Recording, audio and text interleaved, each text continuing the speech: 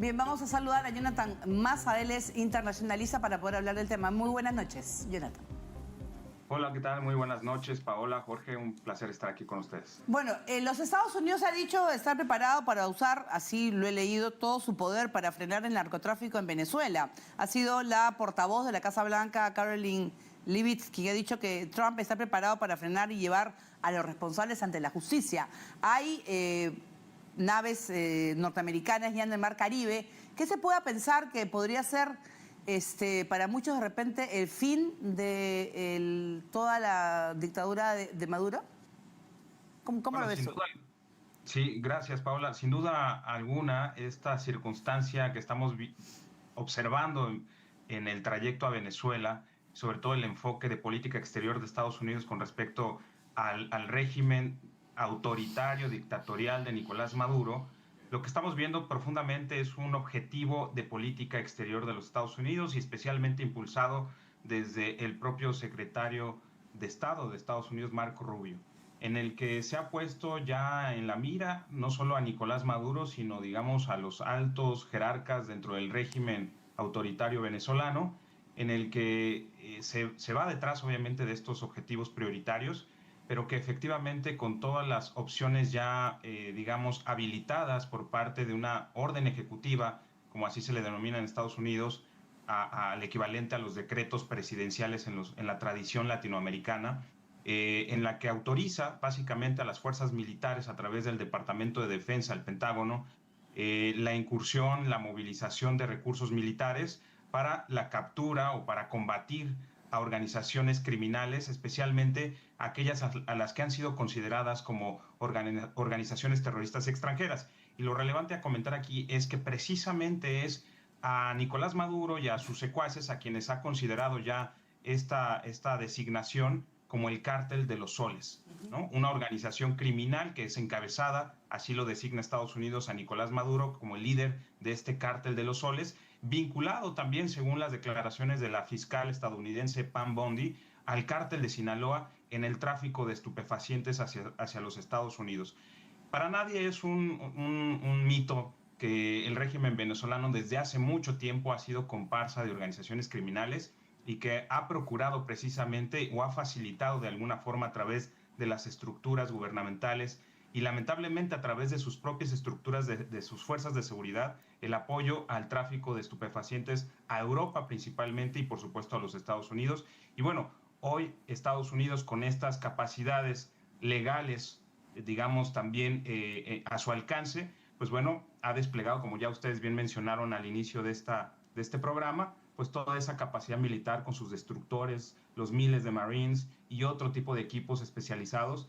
Y pues quizás lo que estaremos viendo próximamente, no sé si es necesariamente una incursión abierta ya dentro del territorio venezolano, pero posiblemente sí la participación de fuerzas de operaciones especiales estadounidenses, pues bueno, operando o tratando también de llevar a cabo operaciones dentro del territorio. Buenas noches. El Mar Caribe ha sido tradicionalmente una zona fundamental, no solamente para la política exterior de los Estados Unidos, sino para su política de seguridad nacional. ¿Qué mensajes crees que da un despliegue tan importante como este en esta zona? Bueno, como tú bien lo acabas de apuntar, la seguridad nacional es el concepto clave para comprender esto. Efectivamente, el Mar Caribe es un área, un entorno estratégico para los Estados Unidos y para su seguridad nacional. No es gratuito que ahora, especialmente con el impulso de la administración Trump, se lleve a cabo una operación de este calado en el Mar Caribe con el objetivo, como ya comentábamos, de ir tras el Cártel de los Soles en Venezuela. Pero también hay que entender esa parte geoestratégica de las circunstancias del Mar Caribe y de los intereses nacionales de Estados Unidos al respecto de la región en todo el hemisferio del continente americano, básicamente. Hoy Estados Unidos está en una clara competencia geoestratégica a nivel global con otros actores como son China, Rusia, Irán, etcétera, y en donde hemos visto, por supuesto, que hay un especial énfasis de ir recuperando terreno por parte de Estados Unidos en el continente americano. Y una parte muy importante y relevante para esta geoestrategia para los Estados Unidos es el Mar Caribe, ya que representa una zona indudablemente de acceso no solamente a las rutas comerciales más importantes respecto hacia el Atlántico, sino también una ruta fundamental para procurar su propia seguridad en su territorio, básicamente, ¿no? Recordemos que su círculo, su esfera de seguridad alcanza el Mar Caribe, Centroamérica y, por supuesto, México, como una primera esfera muy cercana a su territorio, y para ellos es sumamente importante esto. Y algo muy importante también a mencionar es la securitización en el discurso y la narrativa de todo lo que estamos observando y viendo con respecto a Venezuela y con respecto a los cárteles, ¿no? Hoy en día estamos escuchando y viendo una narrativa que se ha materializado en función de la seguridad nacional. ¿Y esto qué le permite a los Estados Unidos al declarar un asunto de seguridad nacional, de securitizar, digamos, esa parte de la agenda o de los temas? Pues le permite precisamente llevar a cabo medidas extraordinarias más allá de lo que el Estado de Derecho y el derecho internacional le permitirían.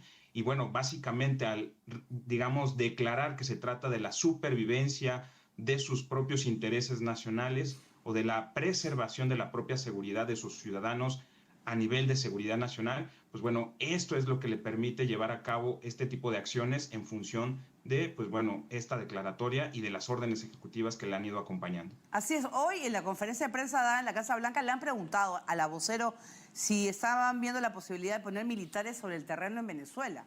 Y ha dicho que el presidente ha sido claro y consistente y que, bueno, y además que no reconocen a Maduro como un presidente legítimo, sino como un líder de un cártel narcoterrorista, y tenemos que traer a los responsables a la justicia.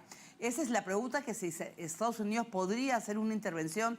Maduro, como un punto importante, ha prohibido la utilización de drones en su territorio, ha movilizado también a tropas. Y María Corina Machado, quizás curándose en salud, ella ha dicho que no necesitamos soldados en Venezuela, es una locura. Ella ha dado una entrevista al hijo de Donald Trump que tiene su podcast. Entonces ella tampoco está de acuerdo. ¿Qué pasaría en Venezuela en las próximas horas?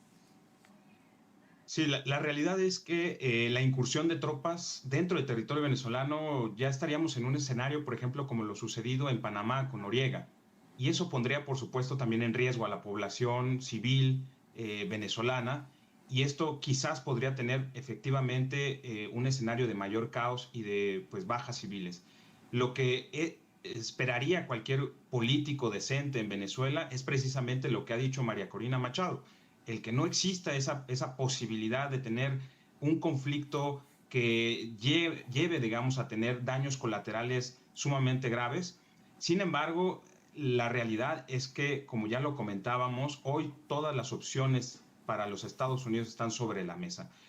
Una parte muy relevante también del poderío militar desplegado y evidenciado ya hacia Venezuela por parte de Estados Unidos es también una maniobra, podría ser considerada como una maniobra disuasoria por parte de Estados Unidos hacia el régimen venezolano, para que también quizás alguna parte interna dentro del propio régimen pues entregue a Nicolás Maduro y a los que le acompañan dentro de esta lista, digamos, de los que están ahora con un precio por dar con ellos.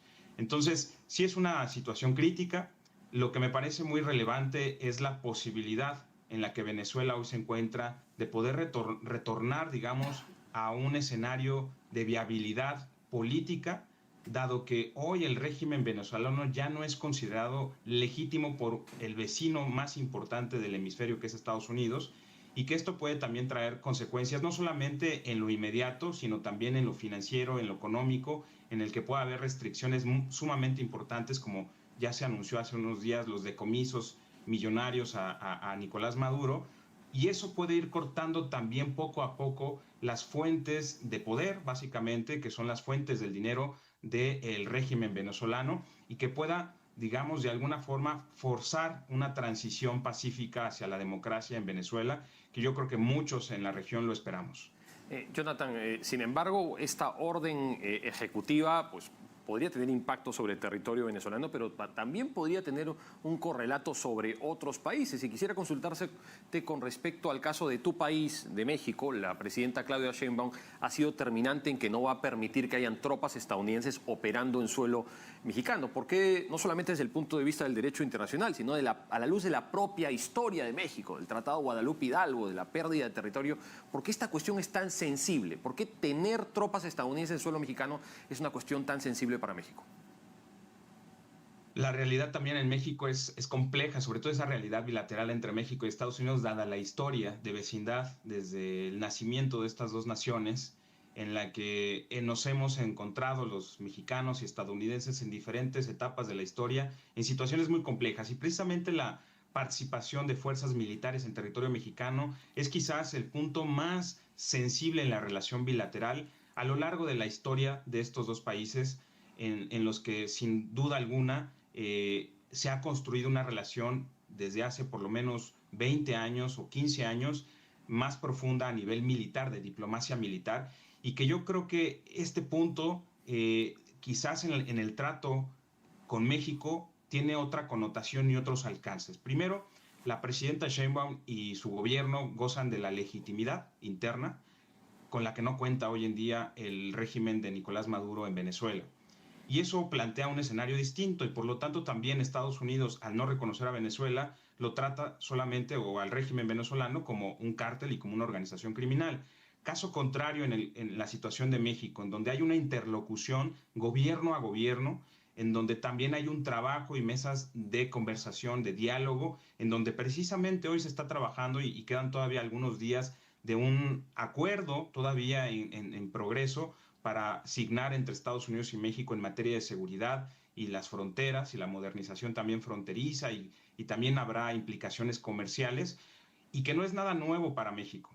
Desde el 2005, México, a través del gobierno de Vicente Fox, recordaremos, se signó se llevó a cabo este acuerdo o alianza para la seguridad y la prosperidad de Norteamérica. Posteriormente, con el gobierno de Felipe Calderón, se llevó a cabo una iniciativa bilateral, que fue la iniciativa Mérida, que fortaleció la cooperación más entre iguales, digamos, como países soberanos. Y en el sexenio de López Obrador se llevó a cabo el régimen, o perdón, el acuerdo bicentenario, que también fue un acuerdo que no alcanzó todos sus objetivos, pero que también encauzó de manera, digamos, clara e institucional la cooperación en materia de seguridad. Hoy, Claudia Sheinbaum plantea un nuevo proyecto, un nuevo acuerdo, un nuevo marco de referencia de la cooperación en seguridad, con tantas presiones que está ejerciendo, por supuesto, el gobierno de Donald Trump hacia México, claro, en donde se requiere pues una salida viable. Entonces creo que la situación en México es un tanto distinta, aunque las presiones, por supuesto, están a lo más alto todos los días. Jonathan, y además en los cuales se sabe esa lucha que tiene, bueno, Donald Trump también contra el narcotráfico, están los juicios contra el hijo del Chapo, ¿no? Ovidio Guzmán, que ha dado información al parecer muy importante, el cártel de Sinaloa que está operando en Sudamérica, es el tren de Aragua también a su vez. Entonces es una serie de temas que a la vez la administración Trump quiere resolver cuanto antes, por lo menos a favor del presidente, ¿no? Sí, también hay que mirar un poco hacia el interior de Estados Unidos y los datos que nos arrojen digamos, el nivel de aceptación y popularidad del propio presidente Donald Trump. Hoy sabemos que tiene un margen de más o menos 45% de aprobación su gobierno. Entonces también le urge al gobierno de Donald Trump dar resultados en materia de las promesas más sensibles al electorado que le apoyó a su base fundamental.